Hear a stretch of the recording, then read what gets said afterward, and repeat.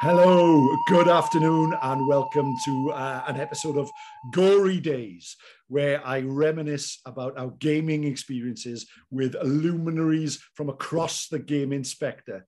And here I have today my really good friend, Marcel Josch from Germany, who has joined us to talk about his gaming background, his gaming past, his gaming experiences going back many, many years, and what brought him to where he is right now, which is at the zenith of the gaming world. Being absolutely, totally, and utterly being respected for across the globe as a gamer to aspire to. But it wasn't always that way. So without further ado, Marcel, were you ever not a gamer? No. Oh. I would be always a gamer because of all the imagination you can put into games and stuff like that. So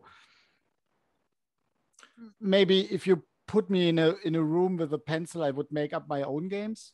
Maybe. Yeah. So as a child, what sort of games did you play? Oh, I've got here Playmobil and Lego. Mm-hmm. And I remembered because it was during summer vacation, my parents took me and my brother to the castles in the surrounding areas. Yeah. And my mother still got a map where she crossed off every castle we visited in a radius of 50 kilometers. Right. And I remembered after coming home, I tried to rebuild the castle we visit on this day. Yeah. So and played with the knights and everything. So yeah. So your Playmobil figures, were they knights? Were they cowboys, pirates? What were they? I got the cowboys and pirates from my brother, mm-hmm. But I started to collect knights. So. Oh, good, excellent. Okay, but when then was your first gaming as we would know it experience? So you mean with dice gaming? Dice, role-playing, war game. Can you remember the first thing? I played here with Airfix toy soldiers. Yeah. And I think I imagined all the stuff and dialogues in my head. Yeah, like, oh man, we need this tank, and then the tanks comes down the street and everything. So like movie scenes, kind of, yeah. In your mind. But the first games like war or light role-playing games, I would say, is for me with Hero Quest. Okay. Can you remember how that came about? A friend of mine got two games that were very similar to Hero Quest, like a German copy. And then I still remembered the commercial from Milton Bradley with Hero Quest. Mm-hmm. And I was just, wow, what's that? And then I've got the box in my hand in the shop, yeah, and turning it around to look on the bag with, oh, there's furniture in it. And I was just, wow, that's so cool. Yeah. Dungeon adventure with furnitures and monsters and everything. And I got this for my 13th birthday. Right. And I think most of the time I played it alone. Kind of. Yeah. And then, of course, with friends. But yeah, that was kind of the first. You've got an older brother. Did your brother play as well, or was he a gamer? No, he was a sports guy. Okay. I was at home all the time playing, and my mother still says that just leave the kid here in the sandbox with the soldiers, and I played for hours quietly alone. So excellent, good. So you're 13 years old. You get for your birthday a copy of the German Hero Quest. How did that make you feel? Did that really open up a world for you there into gaming? Yeah, and I wasn't satisfied with the stuff in the box. Mhm. And I've still got on paper my own drawn maps from the adventures with the little background stories and everything, the introductions. So yeah, and then I started, or I was always fascinated about Star Wars, the old Kenner action figures. Yes. So I was hunting here on the flea markets to get the old stuff because it was before eBay. Mhm. So that was the only way, or asking the older brothers of your friends if they got still the stuff, because I was too young to get the stuff as a child. And then I heard from a friend that he was also into comics. Oh, there's a new comic shop, and they got also the old Star Wars. And I said, oh, great. And then and it was a hobby store, really small, but you got comics and mangas and Warhammer and everything. And before that, I was into model kits, but model kits was just for building and painting, but that's good for my skills, I would say. So, and then I learned about, okay, you can not only build the stuff, you can also play with it. And that was a really a great experience for me, to not just admiring the stuff on your shelves collecting dust, but also take a tape measure and some dice and have really fun with it. Yeah, excellent. And where did you go from there then, when after Hero Quest? I played Claymore Saga with a friend, and or Battle Masters, as it's called in England. Sorry.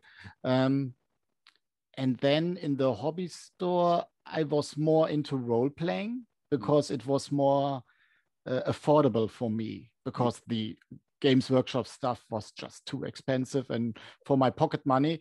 And for role playing, I just needed a book and some dice, and the rest was. And I still remember, I think I was 14 or 15 years old. My friends and I, we bought our first role-playing game together. So everybody was spending 10 Deutschmarks and we bought the book, the rule book, and it was Cyberpunk. Yes. And we played it for years. Yeah. And always, sometimes with changing players in our gaming group and so on. But and then you got a catalog, and then you see, oh man, what's available there? And it opened up, and because it was pre-internet, at least for me, I remembered every time we went on a school trip to a different city or town, I grabbed this catalog and looked at the backside, because like in a White Dwarf, there were all the shops listed. Yes. And it was, it's there. And then I tried to find it in the city. Yeah. Yeah. Of all the games you've played over the years, is there a game that sticks out in your mind? And I mean, a specific game where you sat down and had a really good experience, a game that possibly was the finest game you've played, or the time that you sat down and the game just took over. And at the end of it, you think, oh gosh, the game is finished. You know, it totally took over everything. I would say it was not, I had fun with it, but it was more like the gate opener for me. And that was the first time I ever played a tabletop wargaming. Okay. And that was, and I will send you the newspaper clipping, because it is on, it got photographed. Wow. And that was on a role-playing convention. Okay. And there was normal pen and paper role-playing and even lab role-playing. And they were in a tent. It was on an old castle in the yard. And there was a tent, and there were people playing tabletop. Some people were playing Romans stuff, and the other guys were playing American Civil War. And I just watched the Battle of Gettysburg movie. Yeah. And here the old television series with Patrick Swayze, North and South. And south, yes. Yeah, so I was really beginning to get an interest in the American Civil War, and I was 16 years old, and I was standing there, and they got the board with with hills and trees and a little farm building and the roads and everything, and the terrain just looked like these train model tables. Yes. And I know that. Yeah, I know, okay, you have the trees and the buildings and everything. And what's that? They are moving painted metal soldiers around it, yeah, with little flags and everything. It just looked gorgeous. And that was in American Civil War in 15 millimeters Johnny Rep. That's the rule system. And I was so fascinated. I just forgot all about the rest. I was just sitting there and watching, and they asked me, hey, you want to join? Here's your unit, a regiment. Here are your dice. What do you want to do? What can I do? Yeah, they can move this long and that long. And I will attack the cannons there, the artillery on the hill. Yeah, sure. And then I made the charge, and the cannon fires, and I rolled and rolled and rolled, and they put stands away, and then I rolled again, and yeah, your unit runs away. Why? Yeah, they just killed 200 men. Oh, okay. Okay, so the charge failed, but and I'm still and I met up with the guys regularly. They were 5 years older than me. They were students at the university, and they got a regular gaming group there. And the funny thing is, I came into wargaming not through with the Games Workshop or Warhammer stuff. That is normally the entry point. I digged right into historical wargaming. Don't ask me why. The first army I ever bought were Teutonic Order. Okay. I sold them long time ago. Never painted them, of course. And one of the guys there got a letterbox in England, so he got regularly the copies of the Wargames Illustrated. Yes, yeah. And that was just wow, yeah, looking all through the pages and the battle reports and articles, and that was a new world for me. Yeah, and so the guys were playing a huge variety of games. So also sometimes Warhammer, but most of the time historical war games in every scale and period. So that was just like, wow, you can do everything you want. It's all there. Yeah, name a period and a scale, and you can buy the miniatures for that. No problem. And also they took me to the first wargaming convention. Right. And that was, in the end of the 90s, I think. And that was here in Mönchengladbach, next to the Rhine. There was the joint headquarter, NATO headquarter of the British forces here in Germany. And it was like little England.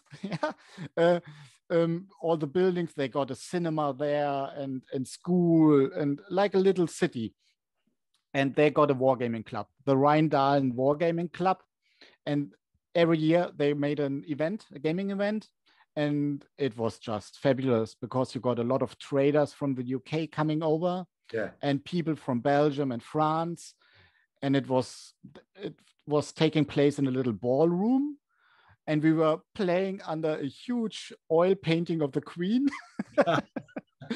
and later in the evening, fish and chips. And it was just great. And the bring and buy, I bought so many games on this bring and buy. And that was really, really cool. That's a fantastic story. Well done. Are you still in touch with any of those early gamers that you were? You are? Yeah. Oh. Yeah. Luckily, yeah. Oh, brilliant. What is your favorite part of the gaming hobby? Is it the painting, the playing, the collecting, the role playing, the war games? Mm-hmm. What is your number one thing? I would say the painting. Okay. And otherwise I would quit right away because I got so many stuff unpainted. The painting and doing the research, because if I'm doing historical wargaming, I really like to buy books about the battle or campaign and do the research. And I mean, I'm crazy enough to paint my 50mm World War II Germans in 3 different camouflage patterns on one miniature. So it's totally crazy, but I really enjoy that. And the other part I really like is writing scenarios, but that's maybe the role player in me, to make backgrounds and random events and stuff like that. So it's not the typical pitched battle. So there had to be a story behind it. Excellent, good stuff. So if I could say to you right now then, Marcel, what part of the hobby, you've got 3 hours to spare, what would be your ideal gaming afternoon? My ideal gaming afternoon will be, okay, we will prepare a table and roll some dice. Simple as that. Yeah. Simple as that. Excellent. Okay, when it comes to role playing, GM or player, what do you prefer? That's a good question. And I mean, you sent me the questions before. Don't give our secrets away. I would say more GM than player. Okay. I really, really like enjoying being the player. Yes. But I always got the feeling, oh, I missed out something. Because as a GM, you know everything. You know the whole script.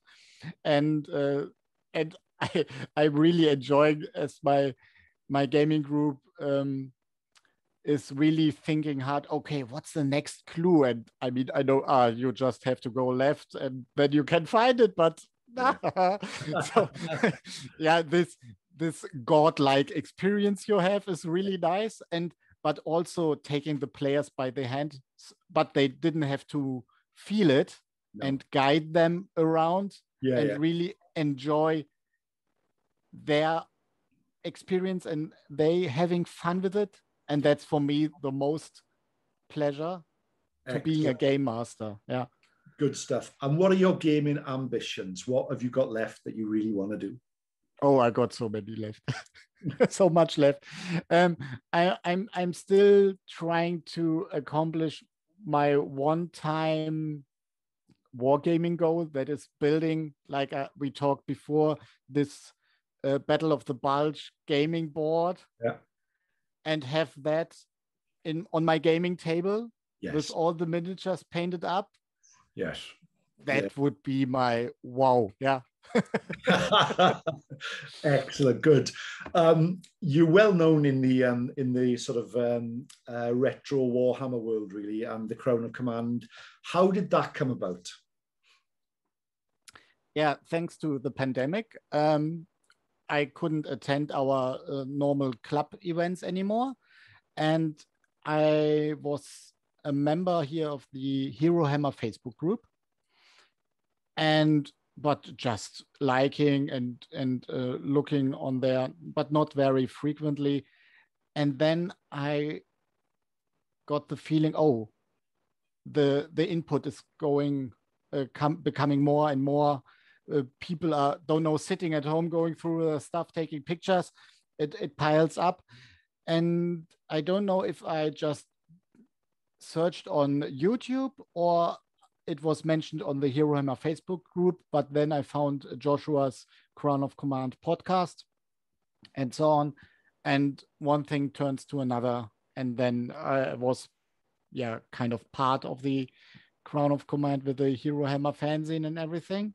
But I've painted so much through this time, and I really enjoyed this being online on Discord and chatting with guys during painting. Yes, that for me, that was just great. Excellent, good. As a gamer with many years experience doing many different things. We've talked about LARP in the past. We've talked about role playing, about war games. where would you be without gaming? Has it been worthwhile for you as a hobby? Yeah. Has it given you a lot?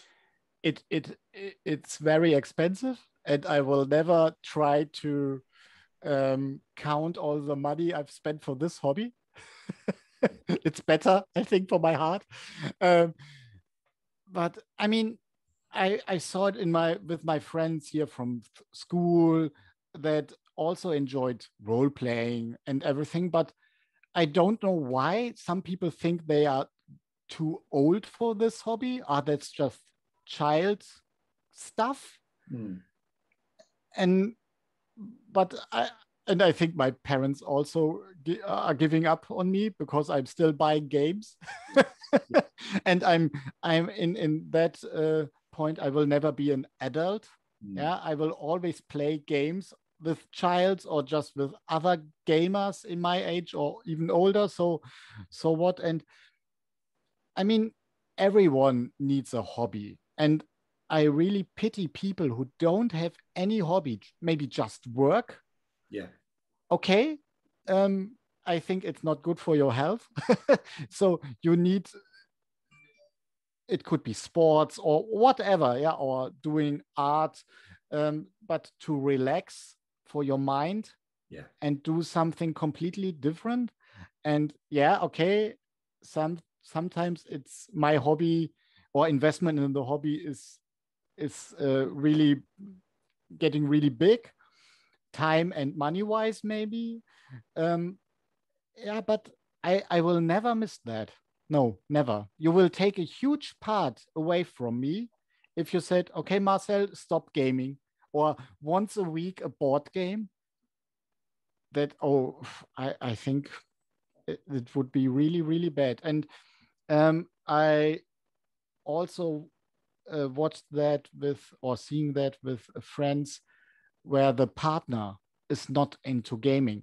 I mean, that's not a problem, but it turns into a problem if the partner says, "Oh man, what are you doing? That's for children." So this negative view on this thing, and one of my ex-girlfriend was kind of into that and was, you are painting your little dolls. And yeah, okay, we broke up, and I must say, yeah, for the better. So yeah, because for some people it's just a phase, to gaming, and then okay, I will move on, and then there comes a new car or video games or whatsoever. But for me, it's painting little plastic and metal miniatures and rolling dice. Sorry. That's brilliant. Well done. That's a really good answer. Thank you. Just a couple of quick fire questions before we finish. I haven't showed it to you.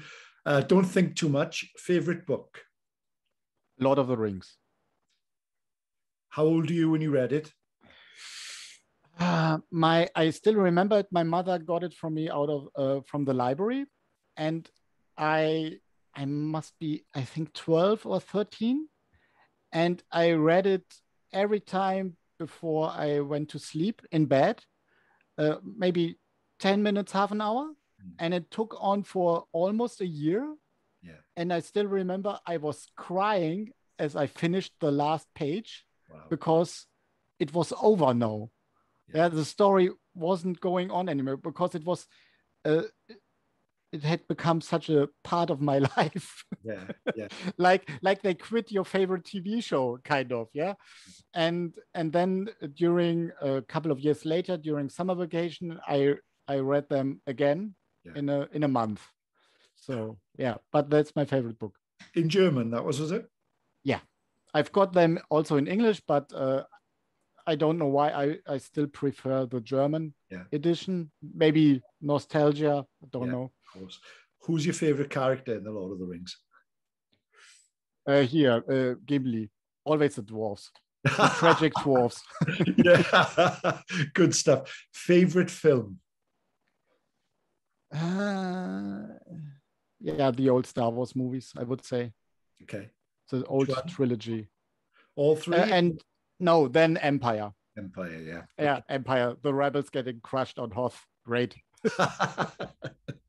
Excellent. Marcel, diolch yn fawr. Thank you for joining me today. That's been really nice to have an insight into your gaming world and your experience. And I think is very similar to a lot of people. And, we're of a similar age and other people of a similar age. And it's great to hear about people getting into gaming and sticking with it and that you're still in touch with friends from all that time ago.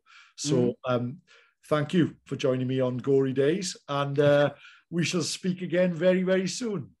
I hope so. A pleasure. Absolutely. No, that was great. Thank you very much. So, okay, here we go. Take care. Bye-bye.